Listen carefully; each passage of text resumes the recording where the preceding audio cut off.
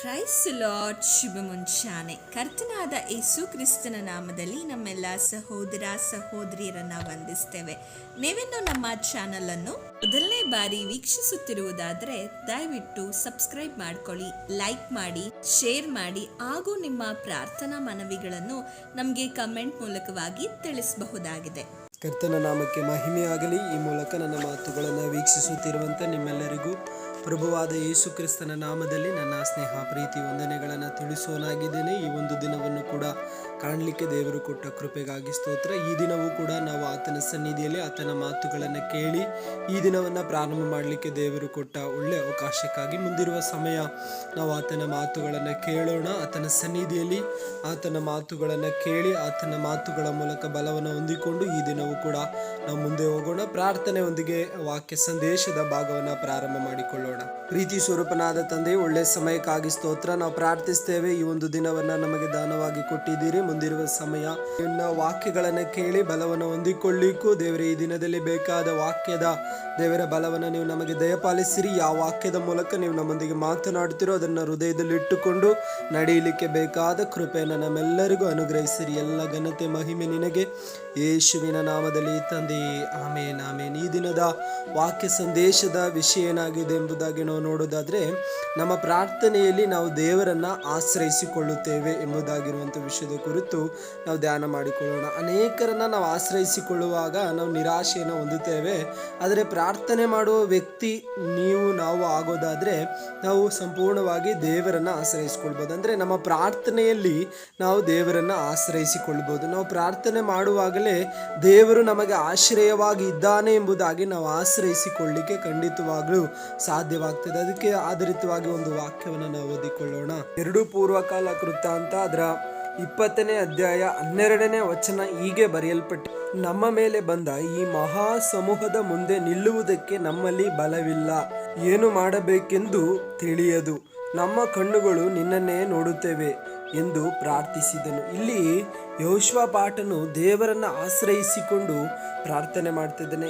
ಆತನಿಗೆ ವಿರೋಧವಾಗಿ ಒಂದು ದೊಡ್ಡ ಸಮೂಹ ಆತನಿಗೆ ಶತ್ರುವಾಗಿ ಎದ್ದು ಬಂದಾಗ ಆತನು ಅವನ ಬಲದ ಮೇಲೆ ಆಶ್ರಯಿಸಿಕೊಳ್ತಾ ಇಲ್ಲ, ತನಗಿರುವಂಥ ಸೈನ್ಯದ ಬಲದ ಮೇಲೆ ಆಶ್ರಯಿಸಿಕೊಳ್ತಿಲ್ಲ, ತನ್ನ ಹಿಂಬಲವಾಗಿರುವ ಜನರ ಮೇಲೆ ಆಶ್ರಯಿಸಿಕೊಳ್ತಿಲ್ಲ. ಸಂಪೂರ್ಣವಾಗಿ ಆತನು ಪ್ರಾರ್ಥನೆ ಮಾಡಿ ದೇವರನ್ನ ಆಶ್ರಯಿಸಿಕೊಳ್ತಿದ್ದಾನೆ. ಅದರಲ್ಲಿ ಹೀಗೆ ಹೇಳ್ತಾ ಇದ್ದೇನೆ, ನಮ್ಮ ಕಣ್ಣುಗಳು ನಿನ್ನನ್ನೇ ನೋಡ್ತೇವೆ ಎಂಬುದಾಗಿ. ಹಾಗಾದ್ರೆ ಒಂದು ಪ್ರಾರ್ಥನೆ ಮಾಡುವ ವ್ಯಕ್ತಿಗೆ ಆಶ್ರಯಿಸಿಕೊಳ್ಳಲಿಕ್ಕೆ ಒಬ್ಬರೇ, ಅದು ನಮ್ಮ ಕರ್ತನ ಹತ್ರ ಮಾತ್ರವೇ ಆಗಿರ್ತದೆ. ಆತನನ್ನ ಆಶ್ರಯಿಸಿಕೊಂಡವರು ಎಂದಿಗೂ ಆಶಾಭಂಗ ಪಡೋದಿಲ್ಲ. ಅದರಿಂದ ನಾವು ಪ್ರಾರ್ಥನೆಯಲ್ಲಿ ಆತನನ್ನ ಆಶ್ರಯಿಸಿಕೊಳ್ಳೋದಾದ್ರೆ ಖಂಡಿತವಾಗ್ಲೂ ನಮಗೆ ಸಿಕ್ಕಬೇಕಾದ ಜಯವು ಖಂಡಿತವಾಗ್ಲೂ ಇದು ಆತನಿಂದಲೇ ಆಗಿರ್ತದೆ. ನಾವು ಆತನನ್ನ ಆಶ್ರಯಿಸಿಕೊಳ್ಳುವಾಗ ನಮಗೆ ಎಂಥ ಸಮಸ್ಯೆಗಳು ಬಂದರೂ ಪರವಾಗಿಲ್ಲ, ಎಂಥ ವಿಷಯಗಳು ನಮಗೆ ಎದುರಾಗಿ ಬಂದರೂ ಪರವಾಗಿಲ್ಲ, ಅದರ ಮೇಲೆ ನಮಗೆ ಜಯ ಸಿಗ್ತದೆ. ಅದರಿಂದ ಯೆಹೋಷಾಫಾಟನು ದೇವರನ್ನ ಪ್ರಾರ್ಥನೆ ಮೂಲಕ ಆಶ್ರಯಿಸಿಕೊಳ್ತಾ ಇದ್ದಾನೆ. ಆತನು ಕರ್ತನನ್ನ ಆಶ್ರಯಿಸಿಕೊಂಡಾಗ ಆತನಿಗೆ ವಿರೋಧವಾಗಿ ಬಂದ ಮಹಾ ಸಮೂಹದ ಮೇಲೆ ಒಂದು ಜಯವನ್ನ ಯೆಹೋಷಾಫಾಟನು ಹೊಂದಿಕೊಂಡದ್ದನ್ನ ನಾವು ನೋಡ್ತೇವೆ. ಹಾಗಾದ್ರೆ ಮಗು ಅನೇಕ ವಿಷಯಗಳು ಈಗ ಎದುರಾಗಿ ಬರ್ತಾ ಇರ್ಬೋದು. ಒಂದು ವೇಳೆ ಸಾಲದ ಸಮಸ್ಯೆ ಇರ್ಬೋದು, ಅನಾರೋಗ್ಯದ ಸಮಸ್ಯೆ ಇರ್ಬೋದು, ಒಂದು ವೇಳೆ ಮಕ್ಕಳ ಸಮಸ್ಯೆ ಇರ್ಬೋದು, ಒಂದು ವೇಳೆ ಅನೇಕ ವಿಷಯಗಳು ನಿಮಗೂ ಕೂಡ ಈ ರೀತಿಯಾಗಿ ಎದುರಾಗಿ ಬರ್ತಾ ಇರ್ಬೋದು.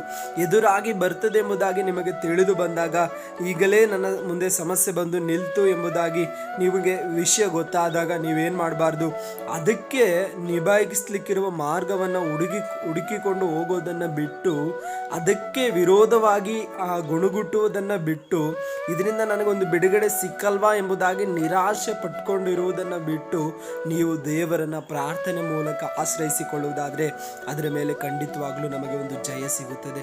ನಮ್ಮ ಪ್ರತಿಯೊಂದು ವಿಷಯಗಳಲ್ಲಿ ನಾವು ದೇವರನ್ನು ಆಶ್ರಯಿಸಿಕೊಳ್ಳುವಾಗ ಮಾತ್ರವೇ ಆತನು ನಮಗೆ ಸಹಾಯ ಮಾಡಲಿಕ್ಕೆ ಸಾಧ್ಯ. ಕಾರಣ ಆತನ ಆಶ್ರಯಿತರಲ್ಲಿ ಒಬ್ಬರನ್ನು ಕೂಡ ಆತನು ಕೈ ಬಿಡಲ್ಲ. ತನ್ನನ್ನು ಯಾರು ಆಶ್ರಯಿಸಿಕೊಳ್ತಾರೋ ಅವರನ್ನ ಕೋಳಿ ತನ್ನ ರೆಕ್ಕೆಯಲ್ಲಿ ಹೇಗೆ ಮರೆಮಾಚಿಕೊಳ್ತದೋ ತಮ್ಮ ಮರಿಗಳನ್ನು, ಅದೇ ಪ್ರಕಾರ ದೇವರು ತನ್ನನ್ನು ಆಶ್ರಯಿಸಿಕೊಳ್ಳುವವರನ್ನ ಎಂದಿಗೂ ಕೈ ಬಿಡಲ್ಲ.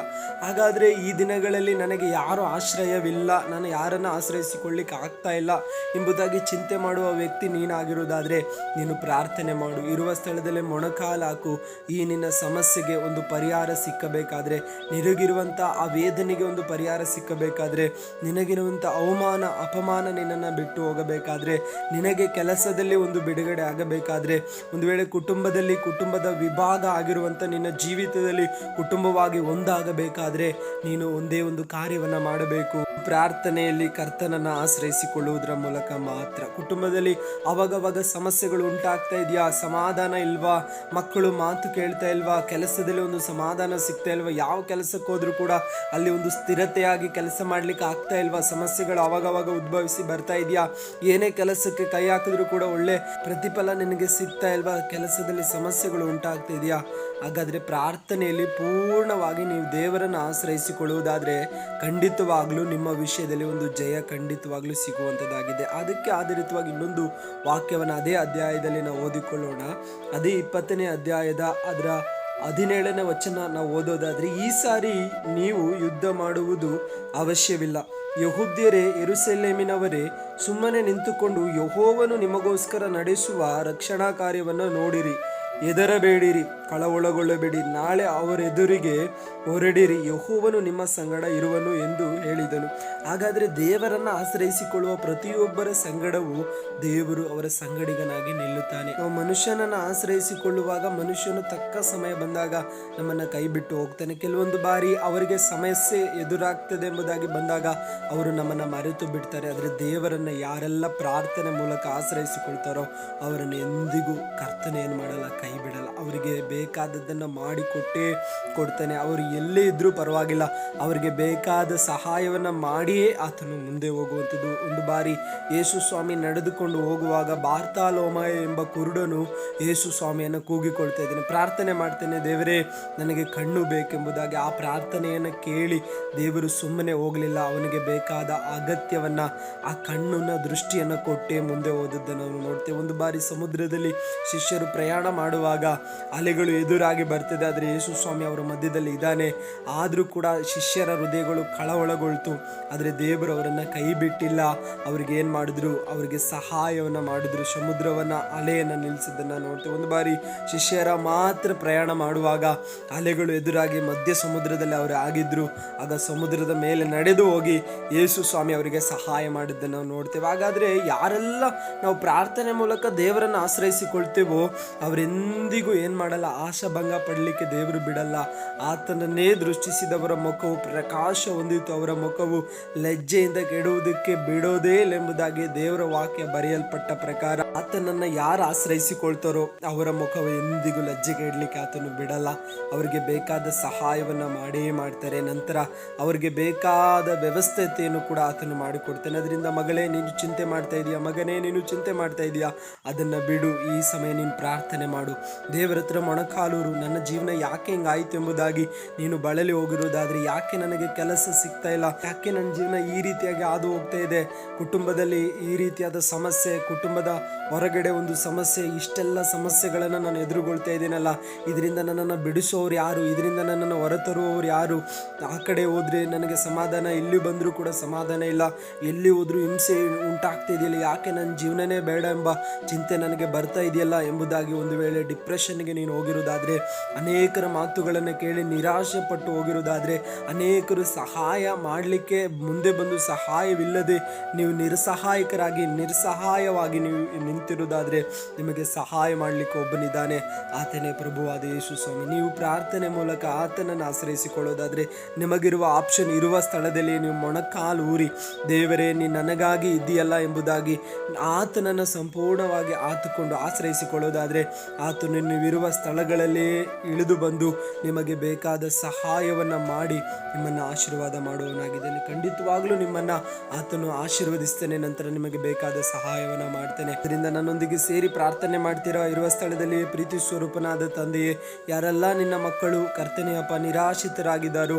ಯಾರು ನನಗೆ ಸಹಾಯ ಇಲ್ಲ ಎಂಬುದಾಗಿ ಅಂದುಕೊಂಡಿದ್ದಾರೋ ಅವರಿಗೆ ಬೇಕಾದ ಸಹಾಯವನ್ನು ನೀವೇ ಒದಗಿಸಿ ಕೊಡಿರಿ ಸ್ವಾಮಿ. ಈ ಸಂದರ್ಭದಲ್ಲಿ ಈ ಕರ್ತನೆ ಒಂದು ದಿನದಲ್ಲಿ ಅವರಿಗೆ ಬೇಕಾದ ಎಲ್ಲ ಸಹಾಯವನ್ನು ನಿನ್ನಿಂದಲೇ ಹೊಂದಿಕೊಳ್ಳಲಿ ಕರ್ತನೆ. ಅನೇಕರು ಸಾಲ ಬಾರದಲ್ಲಿ, ಅನೇಕರು ರೋಗ ಬಾರದಲ್ಲಿ, ದೇವರ ಅನೇಕರು ಕರ್ತನೆ ಕುಟುಂಬದ ಸಮಾಧಾನವಿಲ್ಲದೆ, ಕೆಲಸ ಸಿಕ್ಕದೆ, ವಿದ್ಯಾಭ್ಯಾಸದಲ್ಲಿ ಮುಂದೆ ಹೋಗ್ಲಿಕ್ಕಾಗದೆ, ಕುಟುಂಬದಲ್ಲಿರುವಂಥ ಅನೇಕ ಇಕ್ಕಟ್ಟುಗಳು ಅನೇಕರನ್ನು ಕುಂದಿಸಿ ಬಿಟ್ಟಿದೆ. ಅವರೆಲ್ಲದರಿಂದ ದೇವರೇ ನೀನೇ ಬಿಡಿಸಬೇಕು. ಅವರೆಲ್ಲರೂ ಮೊಣಕಾಲೂರಿ ನಿನ್ನನ್ನು ಆಶ್ರಯಿಸಿಕೊಳ್ಳಿಕ್ಕೆ ಬೇಕಾದ ಕೃಪೆಯನ್ನು ಈಗಲೇ ನಿನ್ನ ಮಕ್ಕಳಿಗೆ ದಯಪಾಲಿಸಿರಿ. ಈ ಕೇಳುವ ವಾಕ್ಯಗಳವರ ಹೃದಯದಲ್ಲಿ ಒಂದು ಬಲವಾಗಿ ಮಾರ್ಪಡಲಿ.